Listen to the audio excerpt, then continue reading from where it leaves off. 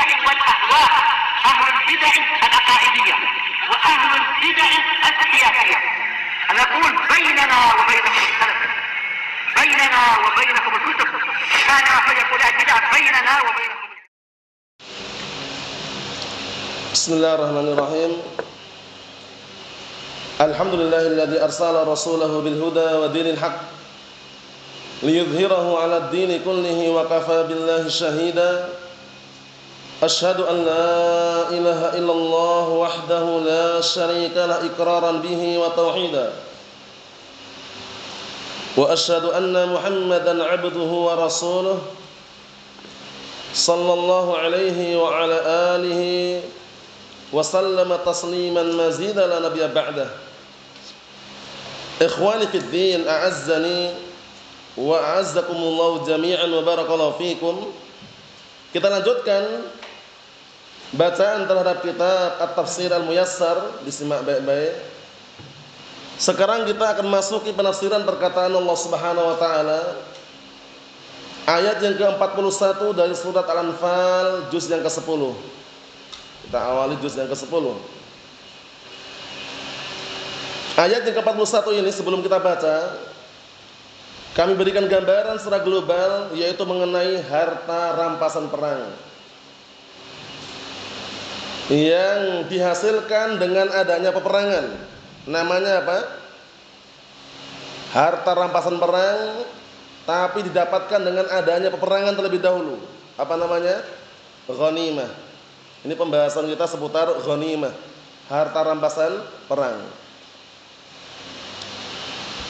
Adapun pembahasan seputar pembagian harta rampasan perang tanpa peperangan, namanya fai', itu di dalam surat Al-Hasyr. Paham ya? Disinggung di sana ya, di awal-awal surat Al-Hasyr itu. Adapun seputar pembagian ghanimah, harta rampasan perang yang didapatkan dengan adanya peperangan terlebih dahulu, namanya ghanimah. Sekarang kita lihat di ayat yang ke-41 ini. Ada satu lagi, sering ana jelaskan dan juga sering ana sebutkan, harta rampasan perang yang dihasilkan satu lawan satu, apa namanya?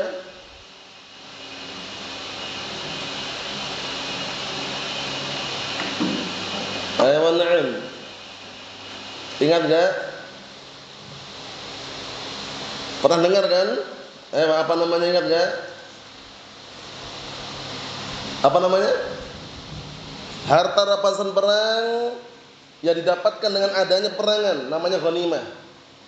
Harta rampasan perang yang didapatkan tanpa adanya peperangan, namanya fai'un.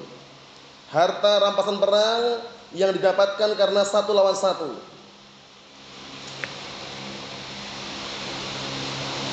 Ayo antum. Salabun, man qatala qatilan falahu salabuh. Barang siapa yang bunuh satu orang kafir atau satu orang musuh yang dia bunuh, dia yang membunuhnya, maka dia mendapatkan salabnya. Nah, itu istilah-istilah dalam harta yang didapatkan dalam peperangan. Jadi ada yang dengan peperangan, yaitu namanya ghanimah. Ada yang tanpa peperangan, namanya apa tadi? Fai'un. Ada yang dihasilkan satu lawan satu. Mafhum? Kita baca ayatnya.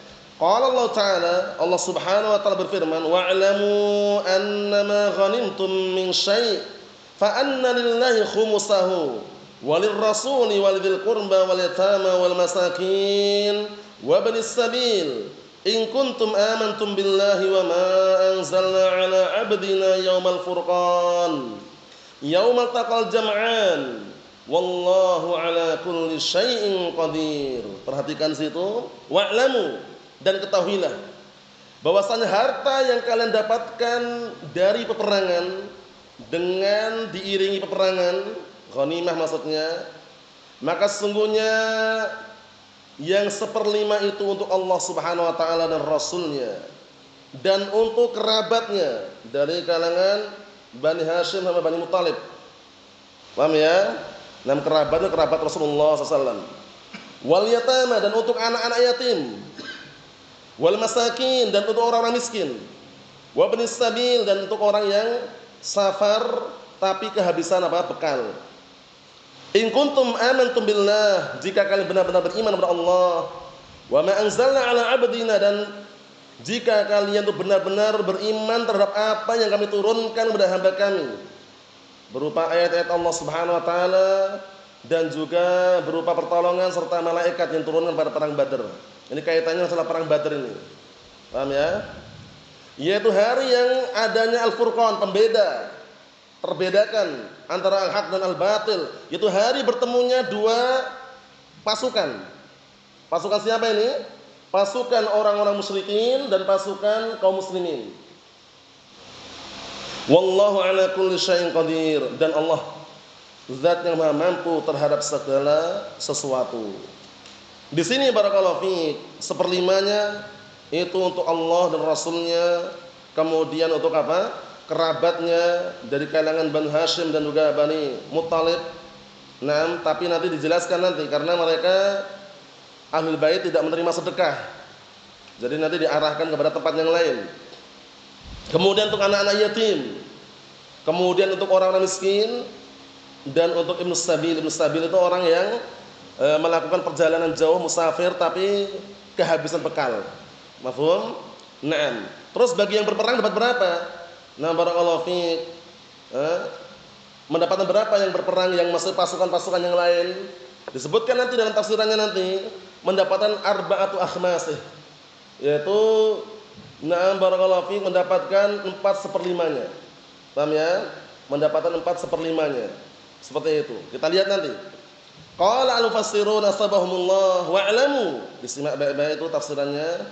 Wa'lamu an ayyuhal mu'minun, ketahuilah wahai segenap kaum mukminin, annama dhafirtum bihi min aduwikum bil jihad fi sabilillah. Ini penting ini. Bahwasanya apa yang kalian dapatkan dari musuh kalian dengan jihad fi sabilillah, berarti perang dulu. Berarti apa namanya? Ghanimah, disimak. Barakallahu fiik.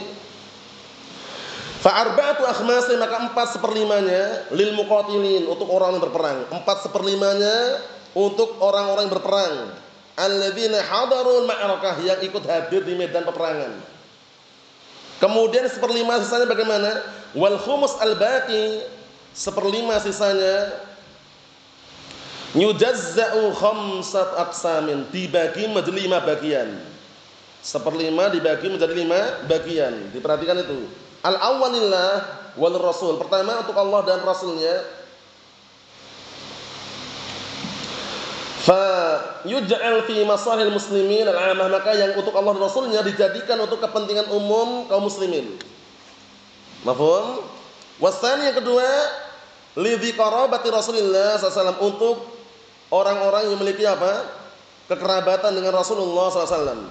Wa hum Banu Hashim wa Banu Muttalib, ini yaitu Banu Hashim dan Muttalib. Tapi karena itu adalah barakallahu fiik, dijadikan sedekah, mereka tidak makan harta sedekah, dialihkan kepada yang lainnya.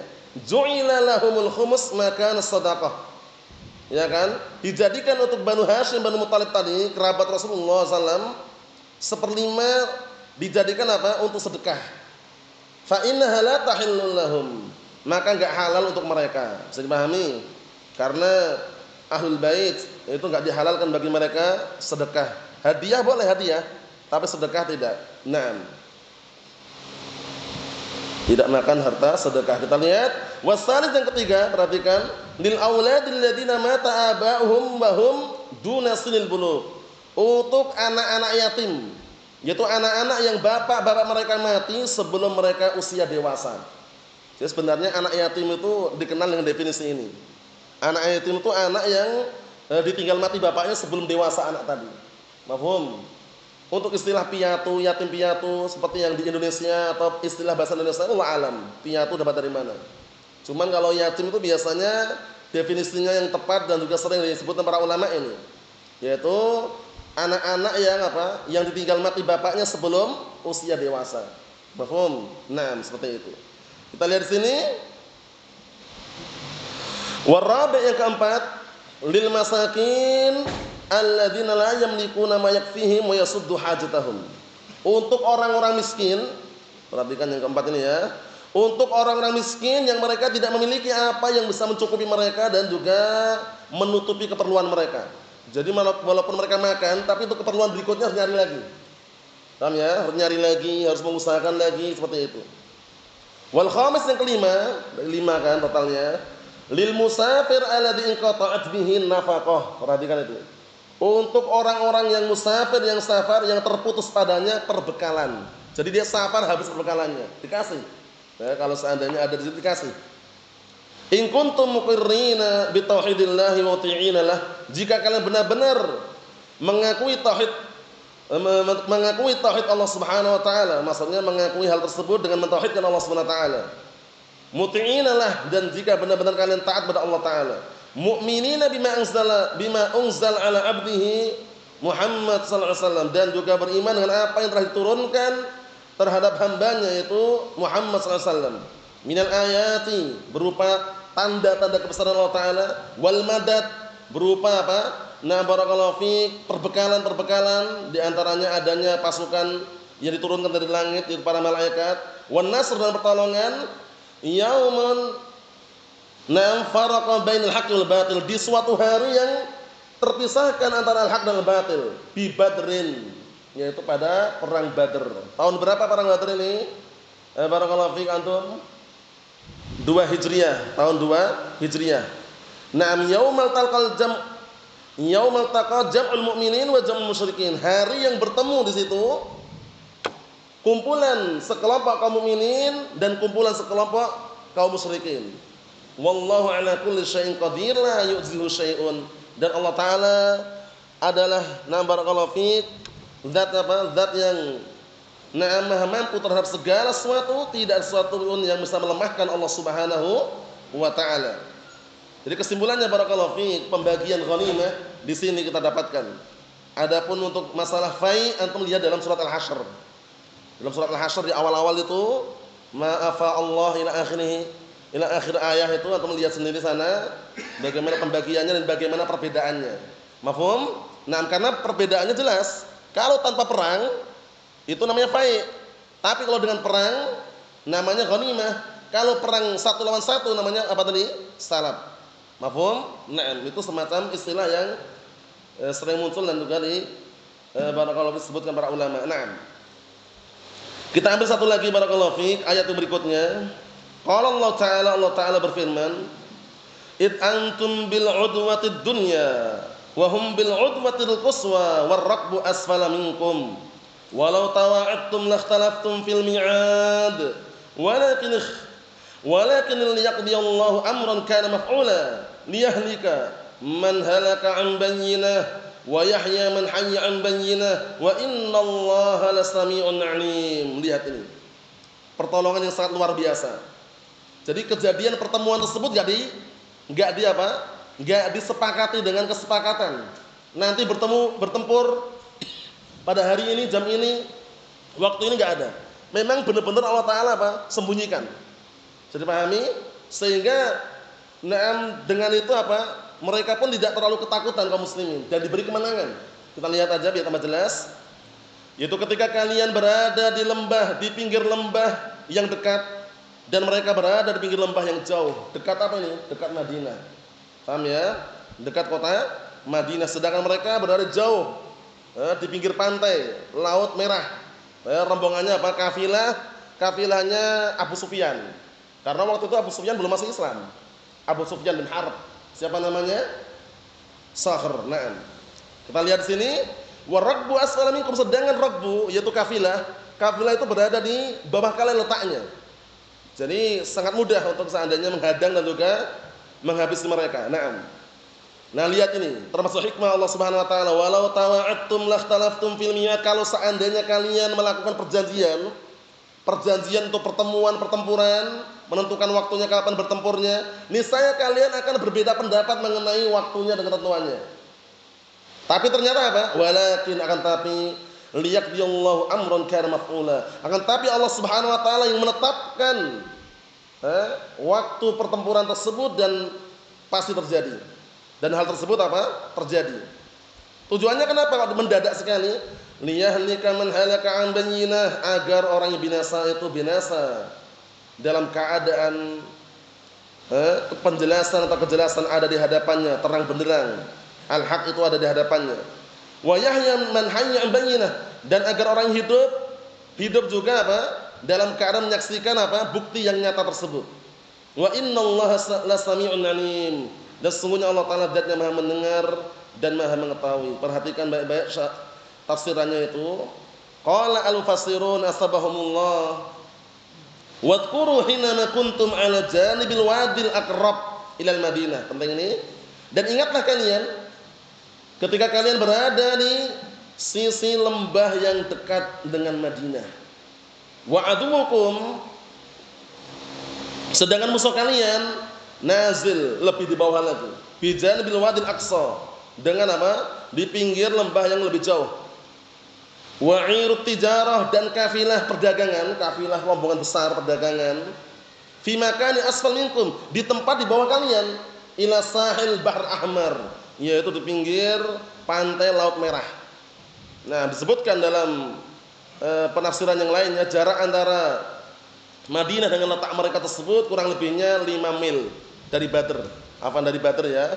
Dari tempat Badr, tempat peperangan tersebut jaraknya 5 mil. Naam.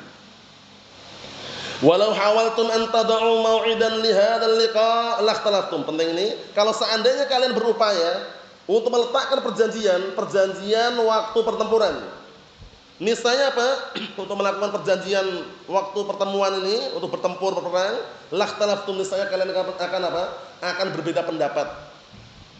Walakin Allah jama'akum ala ghairi mi'ad. Akan tapi Allah Subhanahu wa taala kumpulkan kalian bukan pada waktu yang ditentukan.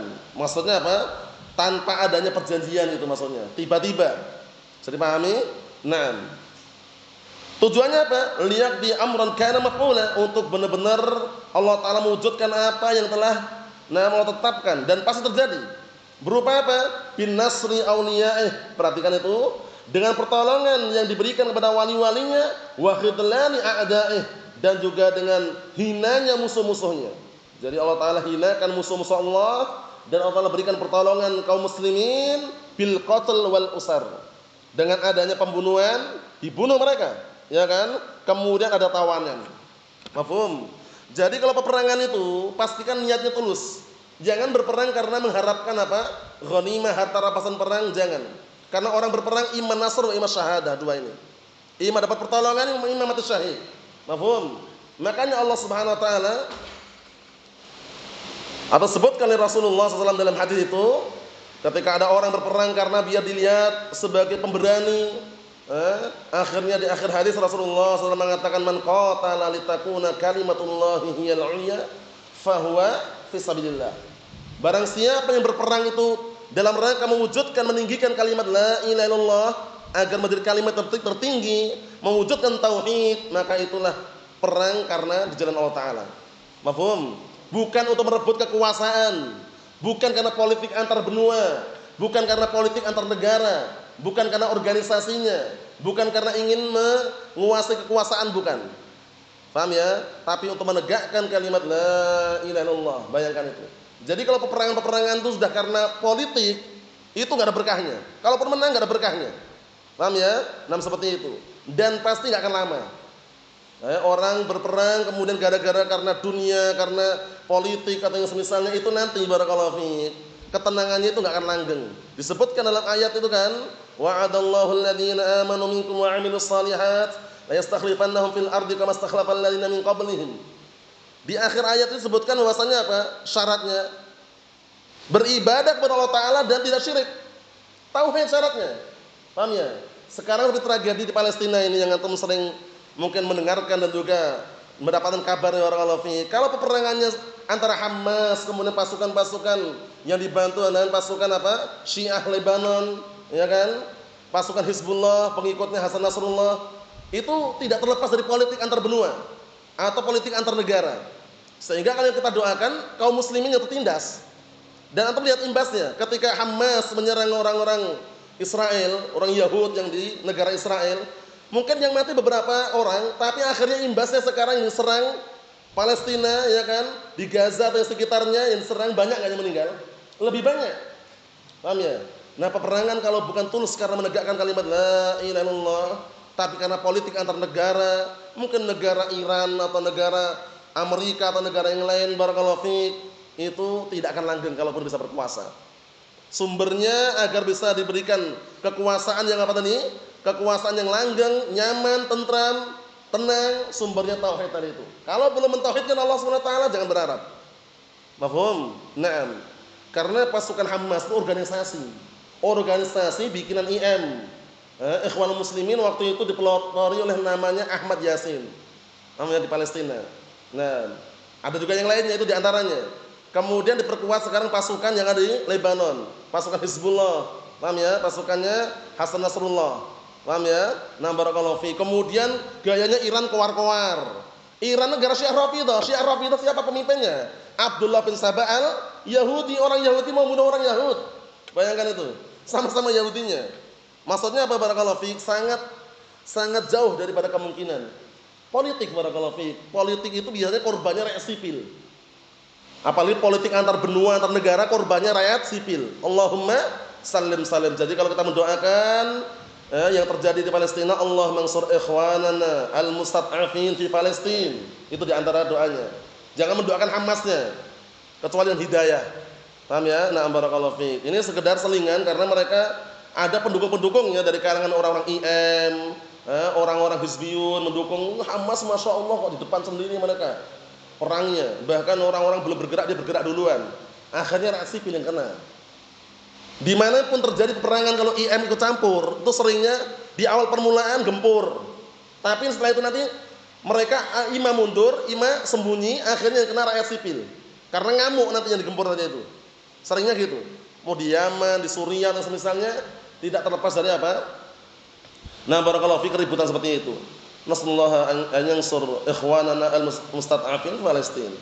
Nah, kita minta pada Allah Taala agar diberikan pertolongan saudara-saudara kita yang tertindas, yang lemah yang ada di Palestina. Naam. Karena orang Yahud makarnya tidak akan berhenti sampai melumpuhkan agama Islam. Ya kan? Sampai melumpuhkan agama Islam. Naam, Allahul musta'an. Kita ambil dikit lagi, perhatikan baik-baik barakallahu fikum. Naam. Tapi Allah Subhanahu wa taala ternyata mempertemukan secara mendadak untuk apa? Memberikan pertolongan kepada wali-wali Allah dan menghinakan, merendahkan musuh-musuh Allah dengan peperangan dan tawanan.